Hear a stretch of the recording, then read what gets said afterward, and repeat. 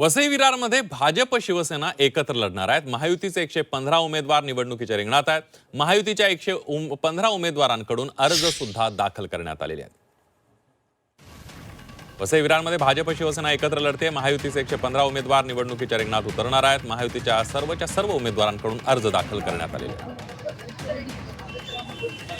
भारतीय जनता पार्टीचे सर्व उमेदवार ज्या ज्या प्रभागामध्ये नेमून दिलेले आहेत त्यामध्ये ज्या सगळ्या 9 ठिकाणी जाऊन आपले उमेदवारी अर्ज हे भरत आहेत।